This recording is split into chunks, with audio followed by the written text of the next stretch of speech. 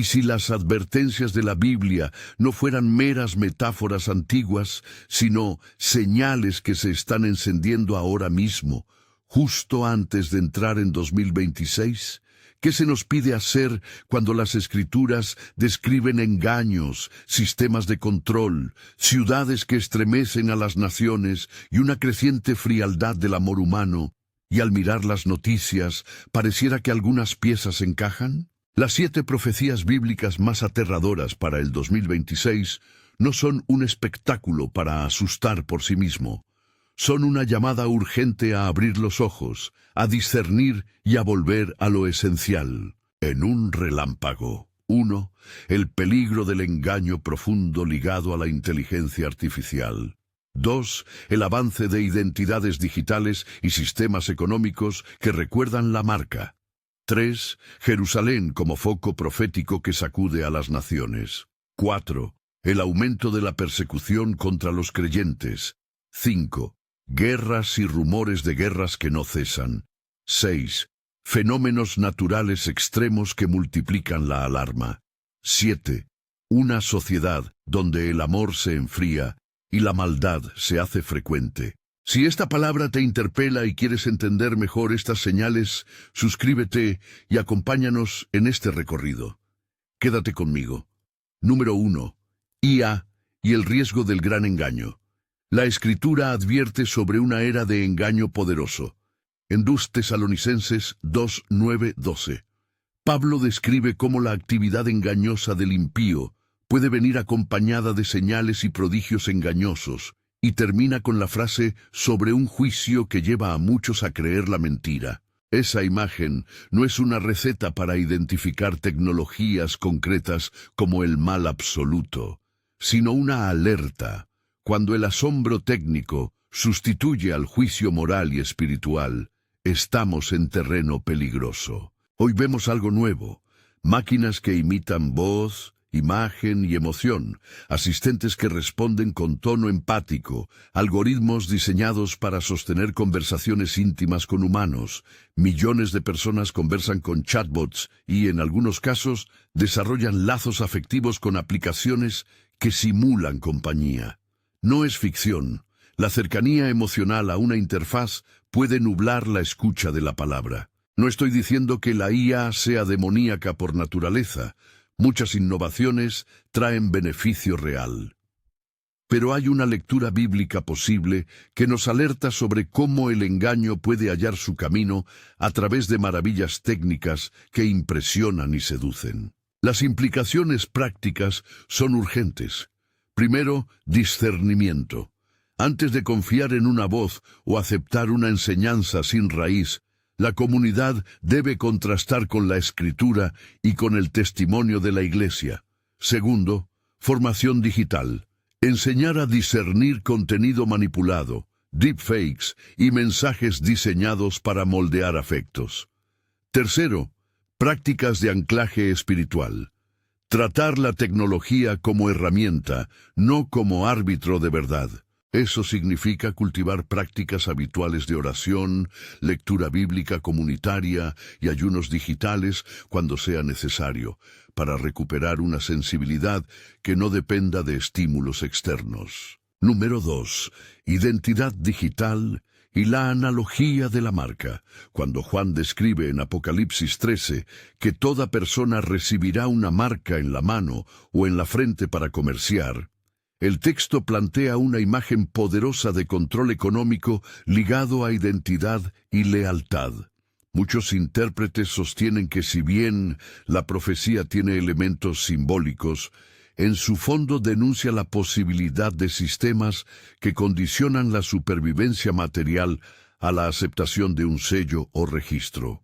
En los últimos años hemos visto cómo gobiernos y grandes empresas promueven sistemas de identidad digital, certificados y pasaportes biométricos cuya intención declarada es facilitar servicios, seguridad y transparencia.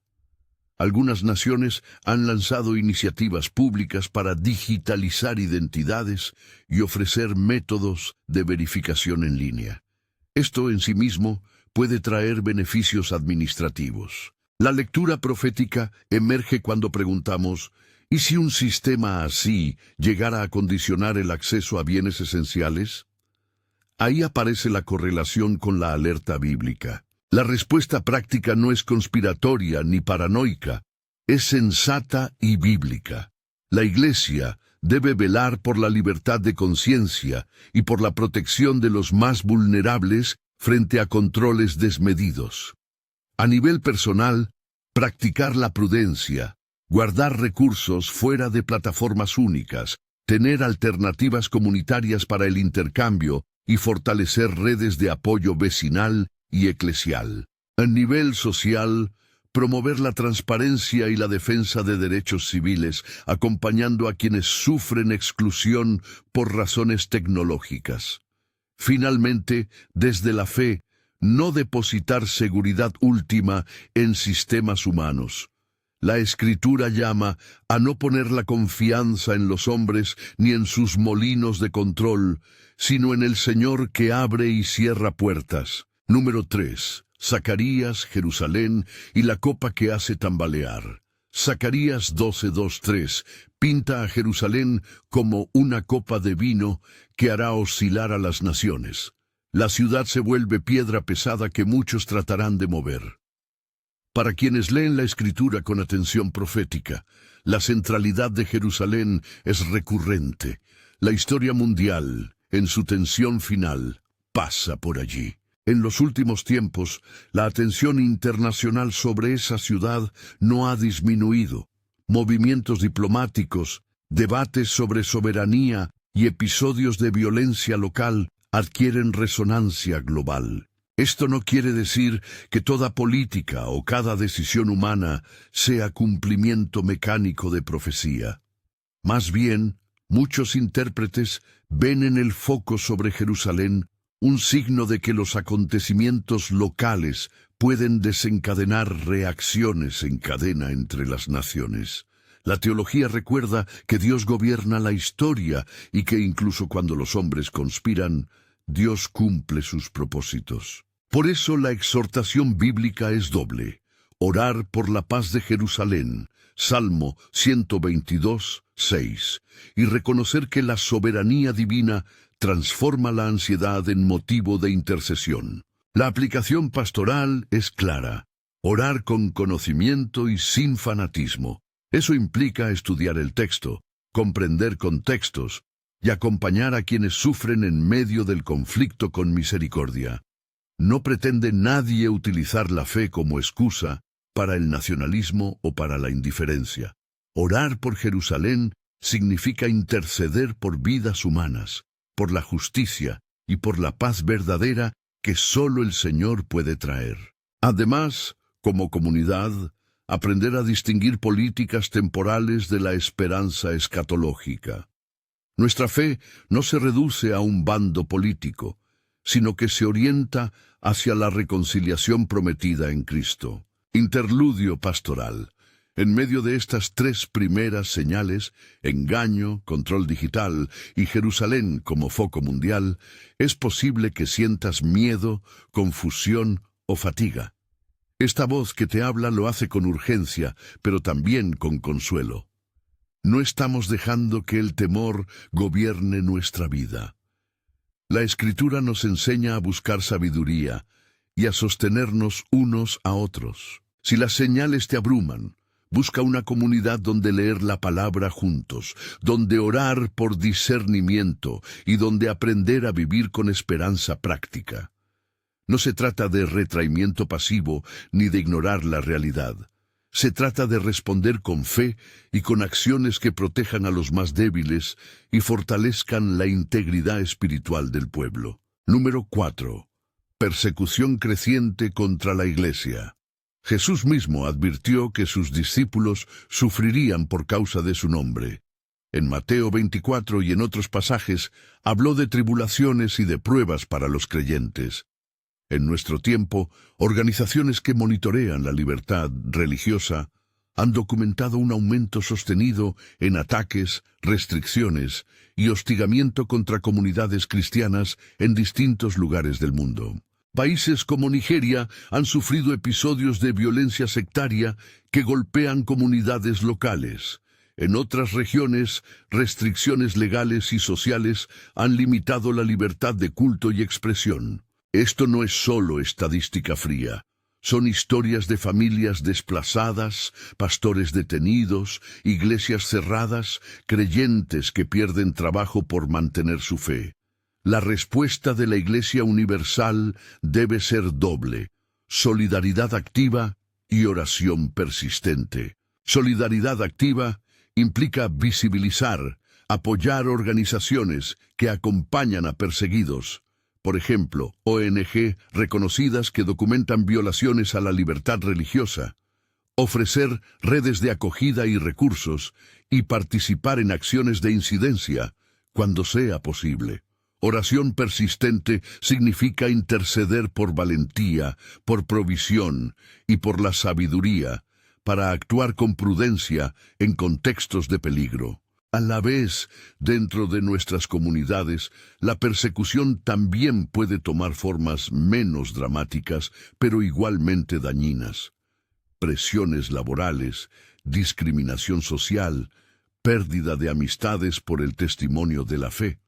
Prepararnos para la persecución incluye fortalecer el carácter, enseñar el costo del discipulado y formar a líderes capaces de cuidar a la congregación en tiempos de prueba. Santiago recuerda que la fe probada produce paciencia. La Iglesia no encaja la persecución como un dato fatalista, sino como una ocasión para testimoniar con fidelidad. Número 5. Guerras y rumores de guerras. Jesús dijo que oiríamos de guerras y rumores de guerras, que naciones se levantarían contra naciones y reinos contra reinos. Mateo 24, 6, 7. Esa palabra tiene el peso de advertencia. No es momento para el pánico, sino para la vigilancia espiritual.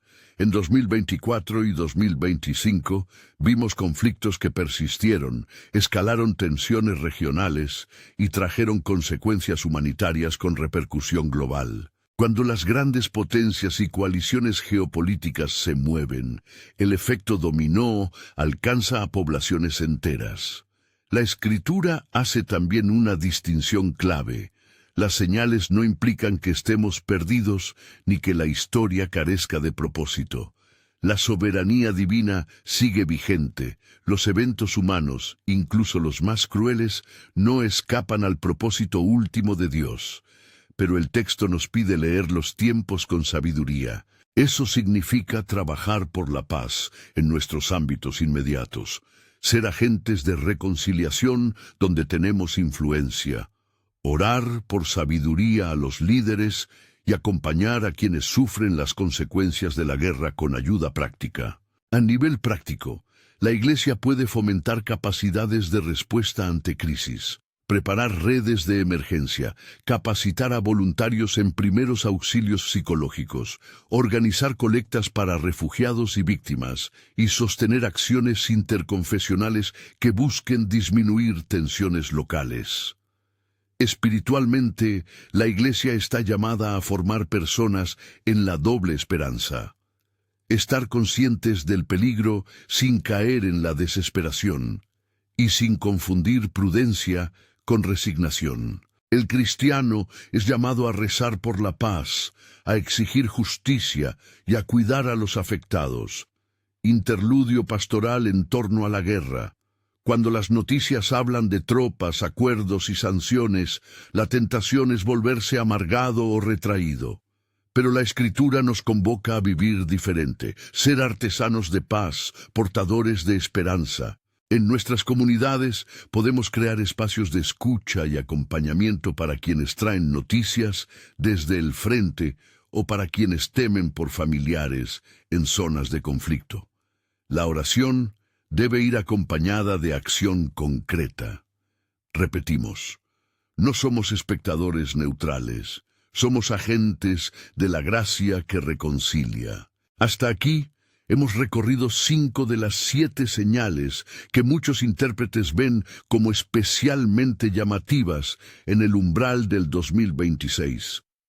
Hemos hablado del riesgo de un engaño sutil que puede surgir por medio de maravillas tecnológicas, de cómo sistemas de identidad digital plantean preguntas semejantes a la imagen de la marca, de la centralidad profética de Jerusalén, de la realidad de la persecución creciente y de la persistencia de guerras que asustan y desgarran. En cada caso, la Escritura no busca paralizarnos, sino formarnos, advertir para que obremos con discernimiento y confortar para que no perdamos la esperanza. En este punto surge una tensión inevitable.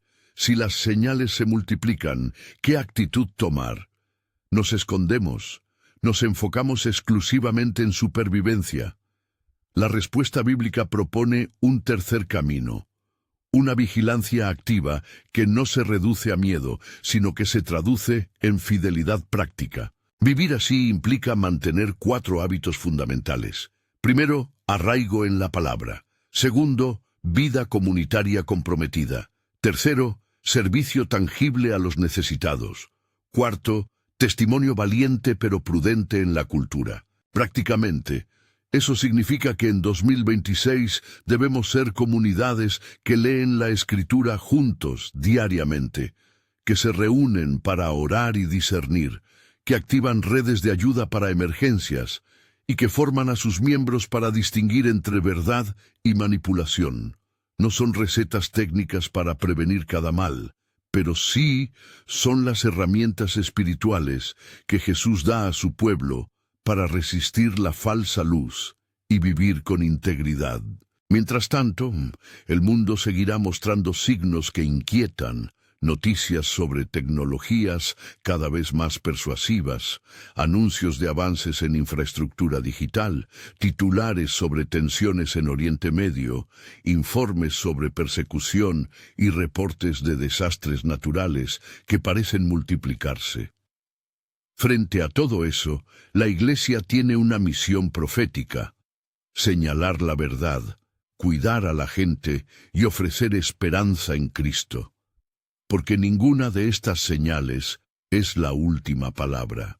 La Escritura insiste en que, aunque haya tribulación, la victoria final pertenece a aquel que venció la muerte.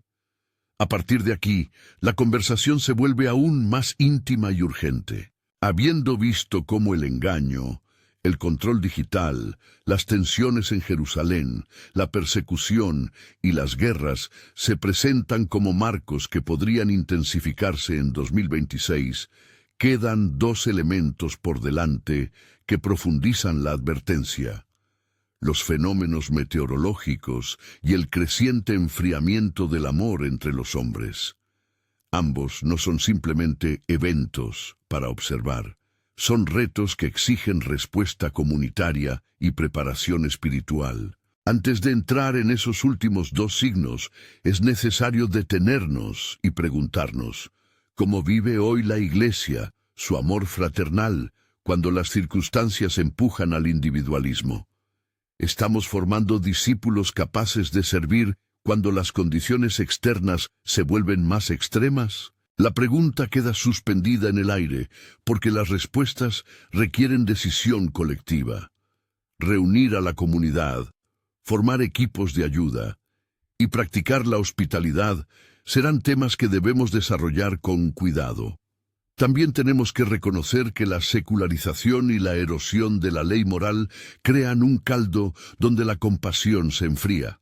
Por eso, la última señal no es solo sociológica, es pastoral. La Iglesia debe enseñar de nuevo el mandamiento del amor, no como sentimiento flotante, sino como praxis que sostiene a la comunidad en tiempos de prueba. Mientras preparamos ese terreno, conviene recordar una verdad que nunca debe perderse de vista. El sombrío panorama de las señales no anula la promesa de redención. Cristo fue presentado en las Escrituras como la luz que atraviesa la oscuridad. Su victoria es el ancla que nos permite mirar la historia sin desesperación. Sin embargo, la esperanza no equivale a inacción. La esperanza activa se manifiesta en arrepentimiento, en comunidad y en servicio. Si 2026 trae intensificación de señales, la respuesta cristiana debe ser mayor claridad de testimonio, mayor compasión práctica y mayor fidelidad a la palabra. Ahora viene la parte delicada. ¿Cómo traducir todo esto en decisiones concretas para la vida en el próximo año? Algunos pasos inmediatos que una congregación o un creyente puede tomar incluyen: revisar y fortalecer planes de seguridad y emergencias comunitarias, promover la alfabetización digital en la congregación, establecer grupos de oración específicos por Jerusalén y por las iglesias perseguidas, conectar con organizaciones de ayuda que trabajan en zonas de conflicto y fomentar programas de discipulado que cultiven la obediencia al mandamiento de amar. Estas medidas son prácticas, no soluciones mágicas, pero constituyen un modo de estar preparados sin caer en la paranoia. Al mirar hacia el horizonte queda la sensación de urgencia y, al mismo tiempo, de misión. Las señales llaman a estar alerta. Pero la alerta debe ir acompañada de paz interior que solo el Espíritu puede dar. No se trata de profetizar con temeridad, ni de poner nombres definitivos a fenómenos complejos. Se trata de vivir con ojos abiertos y manos dispuestas a socorrer. En eso consiste la fidelidad en tiempos de señales. No dramatizar, sí discernir. No paralizar, sí servir. No esconder la verdad, sí aplicar la misericordia. Hasta aquí hemos trazado el mapa de 5 profecías que muchos intérpretes consideran particularmente relevantes en el contexto que estamos entrando. Quedan 2 territorios por explorar: los fenómenos naturales como llamado al arrepentimiento y la advertencia sobre el enfriamiento del amor. Y en ellos se juegan tanto el diagnóstico como la cura. Cómo reaccionamos colectivamente a la angustia y cómo reforzamos el amor fraterno. Antes de seguir, conviene hacer una última reflexión. Si la Iglesia recupera su vocación de familia hospitalaria, de comunidad formadora y de testigo valiente, entonces incluso, en medio del aumento de señales, seguirá siendo luz y sal. Si por el contrario, abandona la formación y se sumerge en temores y divisiones, las señales solo acelerarán su declive. Mientras esa reflexión madura, debemos preguntarnos: ¿qué pasos concretos darás en 2026 para que tu fe sea a la vez saludable y relevante? ¿Cómo movilizarás a tu comunidad para que no viva en miedo, sino en amor activo? La responsabilidad es individual y colectiva. Y la siguiente ocasión para profundizar en esto será analizar cómo los desastres naturales y el frío del amor nos obligan a replantear prioridades. Preparación práctica, cuidado de los vulnerables y renovación espiritual radical. Esos temas exigen un examen serio, que abordaremos con la misma mezcla de advertencia y esperanza que hasta ahora nos ha guiado. Número 6. Fenómenos naturales que hablan y llaman. Habrá terrores y grandes señales del cielo, dice Lucas 21:11, y en Apocalipsis 6 los sellos abren visiones de temblores, oscuridad y cielos que cambian. No necesitamos forzar la lectura profética para ver que algo ha cambiado en la relación entre la humanidad y la creación. Incendios que recorren ecosistemas enteros, olas de calor que baten récords, huracanes con trayectorias imprevisibles, terremotos que sorprenden donde antes se creyó que todo estaba en calma. Estas cosas no son meras noticias pasajeras. Para el creyente son señales que interpelan la ética y despiertan la necesidad de arrepentimiento y acción. En los últimos años hemos visto un aumento en la frecuencia y severidad de eventos extremos, medido por organismos meteorológicos y por las consecuencias humanas que dejan atrás. Comunidades enteras han sido desplazadas, agricultores pierden cosechas, ciudades enfrentan inundaciones que exponen su vulnerabilidad. Desde la lente bíblica, esas catástrofes pueden leerse como llamados a recordar nuestra fragilidad y a volver la mirada hacia el Señor que sostiene la tierra. No se trata de construir un paralelismo automático entre cada desastre y un juicio puntual. Más bien, la Escritura nos pone ante la realidad de que la caída del mundo produce efectos y que la responsabilidad humana, nuestro manejo de recursos, nuestras decisiones colectivas, tiene consecuencias reales para los demás. Para la Iglesia, el diagnóstico exige dos respuestas complementarias: pastoral y práctica. Pastoralmente, debemos proclamar un mensaje que combine temor reverente y compasión. No usar las catástrofes para señalar culpas individuales sin misericordia, pero tampoco minimizar el llamado bíblico al arrepentimiento y a la justicia. Apocalipsis nos recuerda que la historia material es parte de la narrativa redentora. La creación gime y espera ser liberada. Romanos 8. Y en ese gemido, la Iglesia está llamada a acompañar. En lo práctico, esto significa preparar comunidades que sepan responder con eficacia ante emergencias. Significa fomentar planes de evacuación en las congregaciones, formar equipos de respuesta rápida, establecer almacenes solidarios con suministros básicos, capacitar en primeros auxilios y atención psicológica, y tejer alianzas con ONG y organismos locales. También implica una práctica de mayordomía de la creación, educación sobre sustentabilidad, reducción de desperdicio, apoyo a iniciativas que mitiguen el impacto ambiental en los más vulnerables. Estas son acciones concretas que testimonian que la fe no es abstracción, sino cuidado concreto por la vida que Dios ha confiado. Hay además una dimensión espiritual de preparación que no podemos descuidar. Oraciones específicas por las víctimas, campañas de ayuda sostenida, no solo respuesta puntual a titulares, y enseñanza que despliegue esperanza activa. Cuando las noticias traen imágenes de destrucción, la tentación es la paralización o el sensacionalismo. La alternativa cristiana es la presencia, manos que ayudan, voces que consuelan, cuerpos que acompañan en el luto y en la reconstrucción. Así, la Iglesia cumple su papel profético. No solo explica las señales, sino que muestra el reino a través de compasión persistente. Miniganchos en medio del bloque. ¿Qué harás cuando tu comunidad sea la siguiente que necesite ayuda? ¿Estás formando equipos que sepan actuar con calma y eficacia? Estas preguntas no buscan generar culpa. Buscan activar responsabilidad. Preparar para desastres no es negar la providencia, sino reconocer que Dios obra a través de medios humanos organizados para aliviar el sufrimiento. Número 7. La ley que se deforma y el enfriamiento del amor. Y por haberse multiplicado la maldad, el amor de muchos se enfriará. Mateo 24:12. Es una sentencia que corta. La profecía no señala solo grandes acontecimientos externos, sino una erosión interna en el tejido social.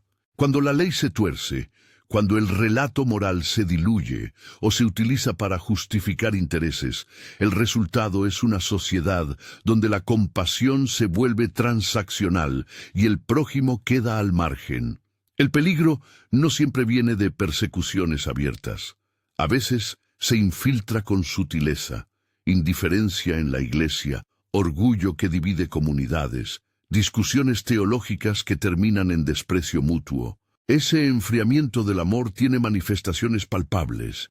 En la vida pública se nota en el cinismo, en la polarización que convierte a los hermanos en enemigos, en la cultura del consumo que prioriza el propio bienestar por encima de la justicia. Dentro de la Iglesia se nota cuando la doctrina se convierte en arma, cuando la disciplina pastoral se aplica sin misericordia, cuando la hospitalidad se reduce a una retórica hueca. El diagnóstico bíblico nos obliga a ver el corazón de la cuestión.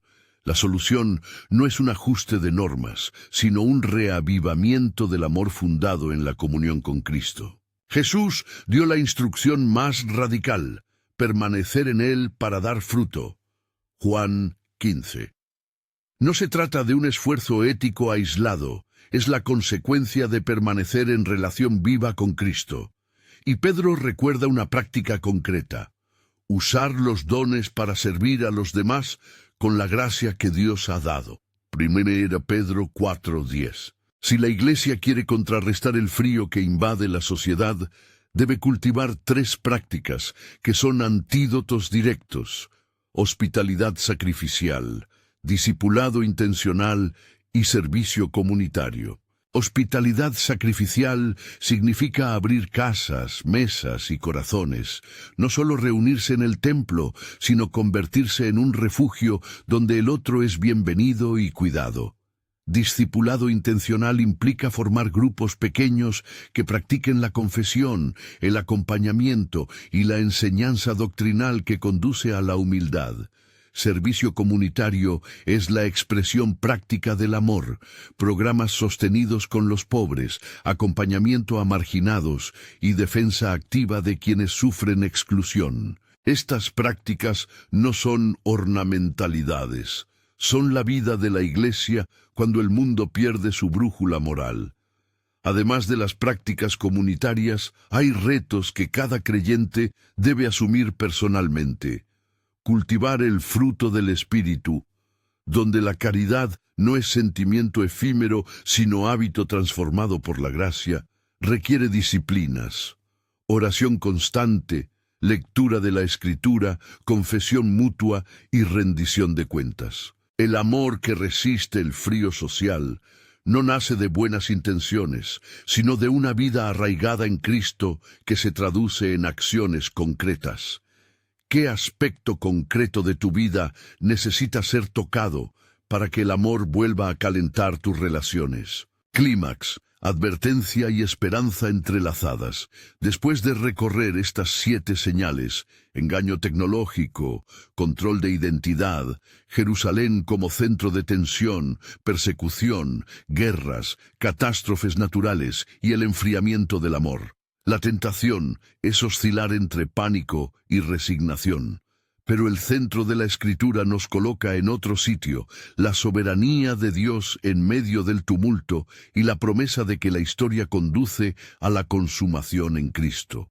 La voz profética que advierte también consuela. La llamada al arrepentimiento es, al mismo tiempo, una puerta hacia la redención.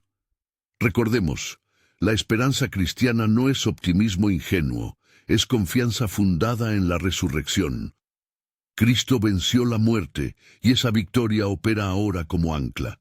Por eso, la exhortación final no es una lista más de miedos, sino una hoja de ruta práctica para vivir a la luz de lo que viene. ¿Cómo respondemos, entonces, de forma que nuestras vidas testifiquen de la esperanza que profesamos?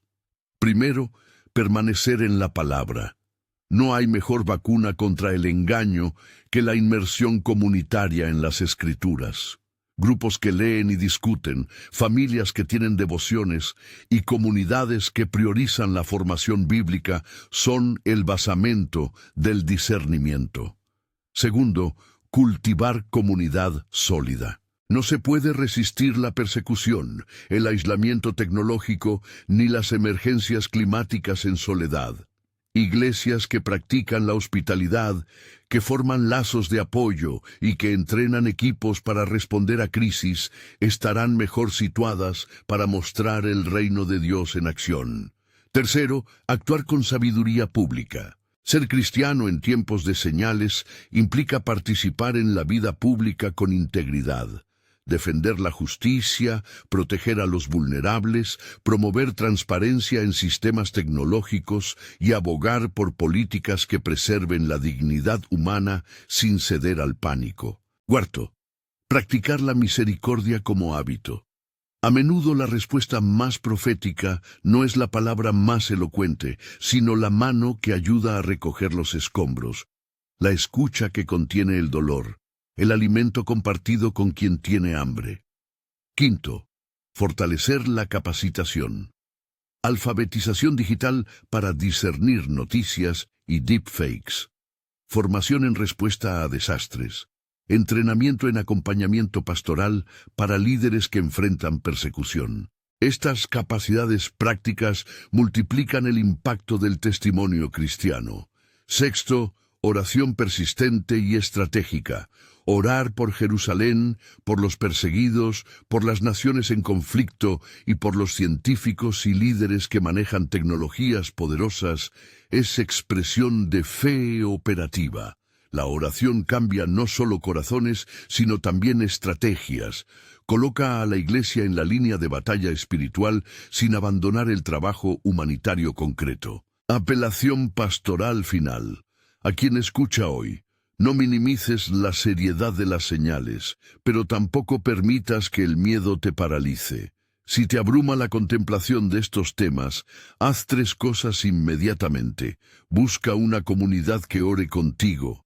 Comprométete con una práctica diaria de la palabra y toma al menos una medida práctica para servir en tu entorno. Una visita a un vecino, un curso de preparación para emergencias, una ofrenda para ayudar a una familia afectada. Pequeños pasos sostenidos son la forma en que la fe se vuelve resiliente. Una palabra para líderes. Liderar en tiempos de señales requiere equilibrio. Protejan a sus comunidades sin convertir la esperanza en fatalismo. Formen a su gente sin manipular emociones. Y sean claros en el llamado al amor activo. Den prioridad al acompañamiento pastoral. Quienes tienen miedo necesitarán no discursos abstractos, sino manos que sostengan y palabras que orienten. Cierre con esperanza. La última palabra pertenece a Cristo. Las profecías que advierten no son la última línea del libro. Al final se nos promete nuevo cielo y nueva tierra, una creación restaurada y un pueblo redimido.